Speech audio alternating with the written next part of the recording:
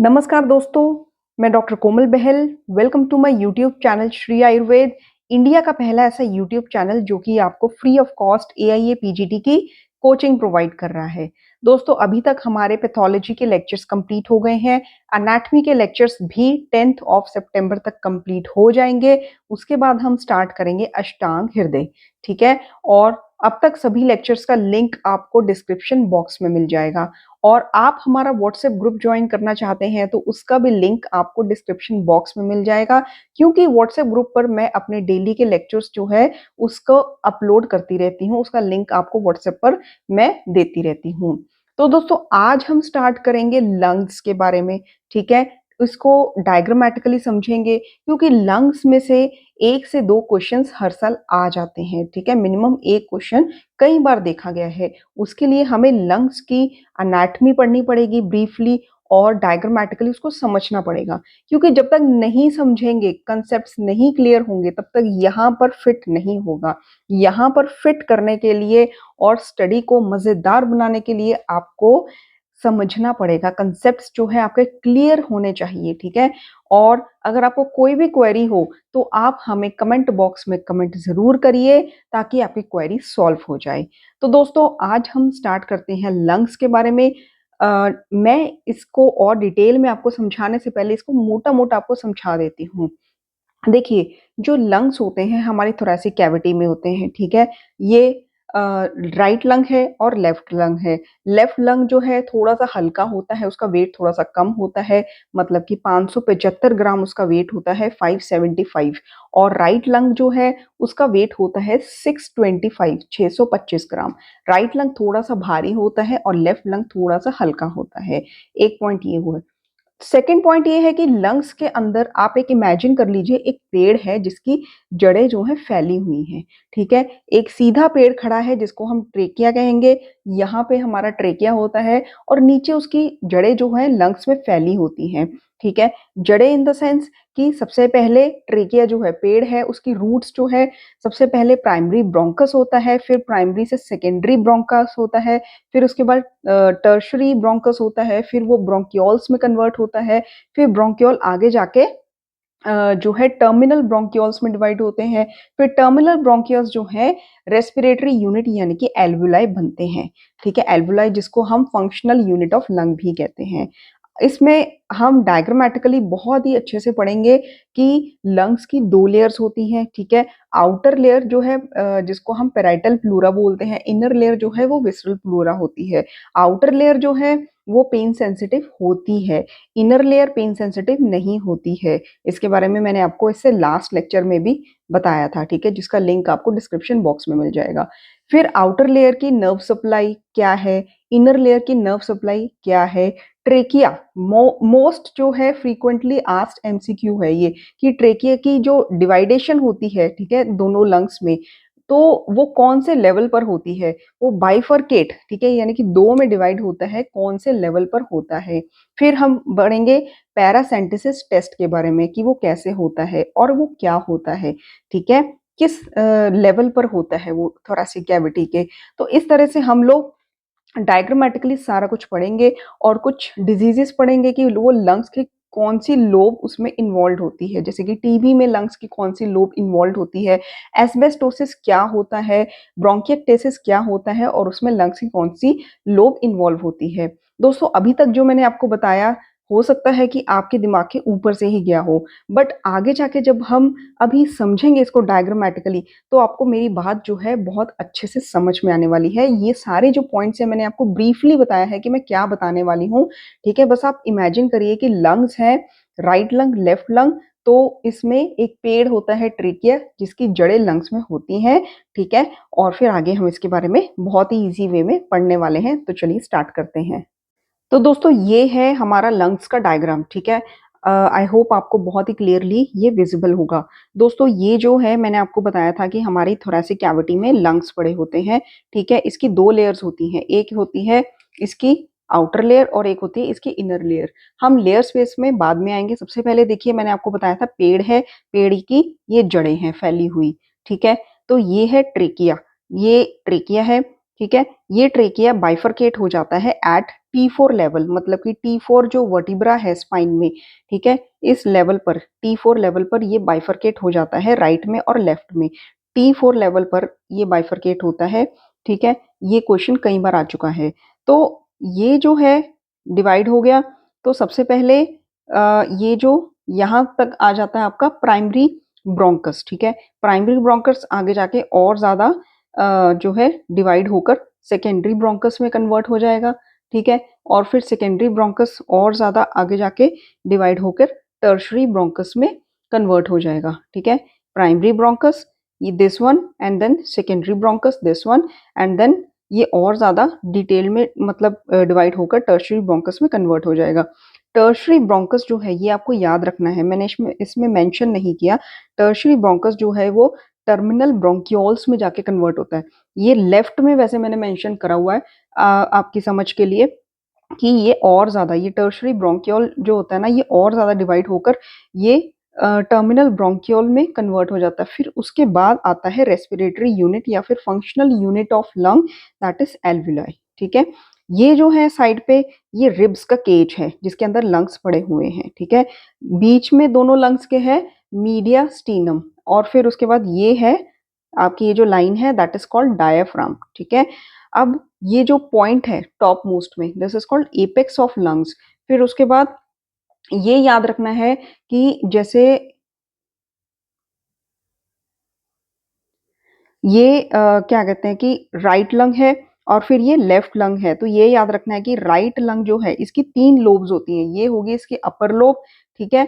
और ये बीच में इसका ये जो लाइन है ना ये है फिशर, ठीक है, ये फिशर है।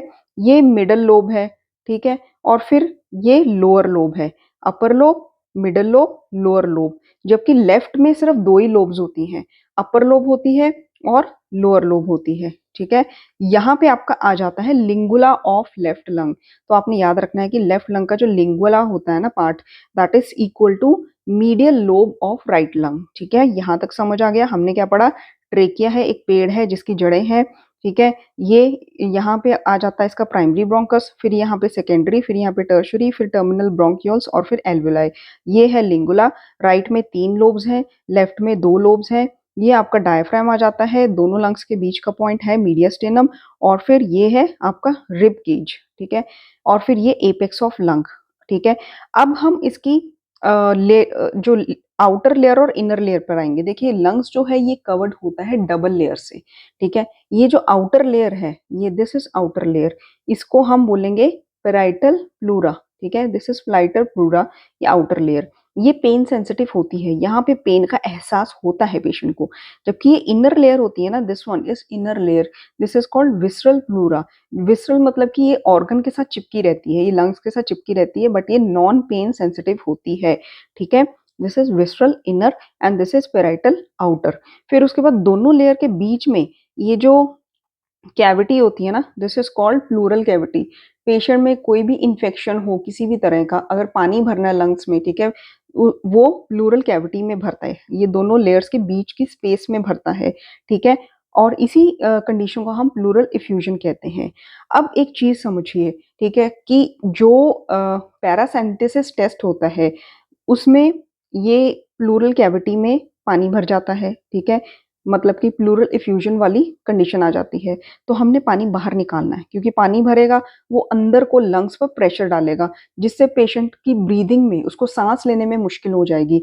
तो इस कैविटी में से पानी निकालना है तो हमें कहाँ पंक्चर करना पड़ेगा, क्वेश्चन ये आता है, ठीक है। तो हमने पंक्चर करना है 5th and 6th intercostal space पे, ठीक है। जो रिब्स होती है ना 5th और 6th रिब के बीच की जो स्पेस होती है इंटरकॉस्टल स्पेस, वहां पे हमने पंक्चर करना है, ठीक है। और फिर उसके बाद अब हम बात करते हैं आर्टरीज की, ठीक है। जो एल्वुलाई होते हैं दीज आर कॉल्ड एल्वुलाई। तो इसमें ब्रोंकियल आर्टरी और पल्मोनरी आर्टरी एल्वुलाई को सप्लाई करती है। और जो नर्व्स होती हैं पैरासिम्पैथेटिक में वेगस नर्व होती है और सिंपैथेटिक में T2 टू T5 सेगमेंट की नर्व्स होती हैं। बट आपने एक ही बात याद रखनी है कि जो नर्व्स हैं वो सिंपैथेटिक सॉरी मतलब वेगस नर्व जो है एल्वुलाई को सप्लाई करती है। और आर्टरीज में ब्लड सप्लाई कहाँ से होती है, bronchial artery and pulmonary artery. और हमने पढ़ा पैरासेंटेसिस टेस्ट, पैरासिंथेसिस टेस्ट मतलब कि हमने फ्लूइड ड्रेन आउट करना है, उसको निकालना है। इसका मैंने बहुत ही डिटेल में आपको समझाया है इससे पहले लेक्चर में कि ये एक टेस्ट होता है जिसमें हम फ्लूइड निकालते हैं, ठीक है? लंग्स में फ्लूइड भर गया या उसको हम वैसे इसका जो टर्म है, ठीक है? That is thoracentesis. एब्डोमेन में एसाइटिक कंडीशन में अगर फ्लूइड भर जाता है हमारे पेट में, तो उसको हम पैरासिंथेसिस बोलते हैं, ठीक है? तो थोरासिंथेसिस में ये प्लूरल कैविटी के अंदर जो फ्लूइड भरा है उसको हमने ड्रेन आउट कर देना है। 5th and 6th intercostal space में पंक्चर करके नीडल से, ठीक है? और वो फ्लूइड जो है हम टेस्टिंग के लिए भी भेजते हैं कि कौन-सा इन्फेक्शन है। अब नेक्स्ट एक पॉइंट है कि ये जो राइट अपर लोब होती है लंग की, ठीक है? ये इन्वॉल्व होती है कौन-कौन से डिज़ीज़ में? तो ये 2 डिज़ीज़ में इन्वॉल्व होती है। एक है टीबी, ठीक है? और दूसरा है एस्पिरेशन एब्सेस, मतलब पस भरी हो, इन्फेक्शन हो, टीबी हो, तो ये राइट अपर लोब जो है मोस्ट कॉमनली इन्वॉल्व होती है। अब दूसरी कंडीशन है एस्बेस्टोसिस, ठीक है? एस्बेस्टोसिस मैं आपको समझाऊँगी क्या होता है, बस आप इतना याद रख लीजिए कि एस्बेस्टोसिस जो होता है उसमें ये जो लोब होती है, लेफ्ट लंग की लोअर लोब, एस्बेस्टोसिस एंड ब्रोंकियस्टेसिस में ये इन्वॉल्व होती है। मैं आपको बता ही देती हूँ एस्बेस्टोसिस क्या होता है। देखिए कोई भी फाइबर्स जो होते हैं, ठीक है? जो एनवायरनमेंट में होते हैं, ठीक है? वो इन्हेल करने से लंग्स में स्कार आ जाते हैं, ठीक है? और लंग्स में इन्फ्लेमेशन हो जाती है, मतलब स्पेशली ये लेफ्ट लोअर लोब में। तो उसकी वजह से पेशेंट को ब्रीदिंग करने में बहुत मुश्किल होती है। फाइबर्स इन्हेल करने से जो है ब्रीदिंग करनी मुश्किल हो जाती है, लंग्स में इन्फ्लेमेशन, सोजिश होने के कारण और लंग्स में स्कार होने के कारण, और स्पेशली ये लेफ्ट लोअर लोब उसमें इन्वॉल्व होती है। टीबी में और एब्सेस में राइट अपर लोब इन्वॉल्व होती है। हॉर्सनेस ऑफ वॉइस में क्या होता है? यहाँ पे जो है लैरिंजियल नर्व होती है, ठीक है? उसमें प्रेशर होने की वजह से हॉर्सनेस ऑफ वॉइस होती है, ठीक है? तो दोस्तों हमने सारे पॉइंट्स जो हैं कवर कर लिए हैं, ठीक है? और एक चीज़ मैं आपको और बताना चाहती हूँ कि जो लंग्स की कवरिंग होती है उसको हम प्लूरा कहते हैं, ठीक है? और जो आउटर कवरिंग होती है, जो मैंने आपको बताया कि जो पैराइटल प्लूरा होती है that is supplied by phrenic nerve and it is pain sensitive. जो इनर कवरिंग होती है जिसको हम बोलते हैं विसरल लेयर, ठीक है? Visceral pleura that is supplied by autonomic nerves and it is not pain sensitive. हमने लंग्स के वेट के बारे में पढ़ा, दोनों लंग्स की कवरिंग के बारे में पढ़ा, थोरासेंटिसिस टेस्ट के बारे में पढ़ा और वो कहाँ होता है उसके बारे में पढ़ा। लंग्स में जो ट्रेकिया है स्टार्टिंग यहाँ से, ठीक है, स्टार्ट होता है, ये कहाँ पे बाइफरकेट होता है? T4 पे, ये पढ़ा। और फिर बाइफरकेशन के बाद primary, secondary and tertiary bronchus and then bronchioles and then terminal bronchioles and then alveoli में ये कन्वर्ट होता है, डिवाइड होता है, ये पढ़ा। एल्वुलाई को कौन सी आर्टरीज जो है सप्लाई करती हैं ब्लड एंड कौन सी नर्व सप्लाई एल्वुलाई को होती है, हमने ये पढ़ा, ठीक है? कौन से डिजीज में, टीबी में, एब्सेस में राइट अपर लोब इन्वॉल्व होती है एंड एस्बेस्टोसिस एंड ब्रोंकिएक्टेसिस में लेफ्ट लोअर लोब इन्वॉल्व होती है, हमने ये पढ़ा, ठीक है? लोब होती है राइट लंग में 3 और लेफ्ट लंग में 2, और लेफ्ट लंग का जो लिंगुला पार्ट होता है that is equivalent to right middle lobe, ठीक है?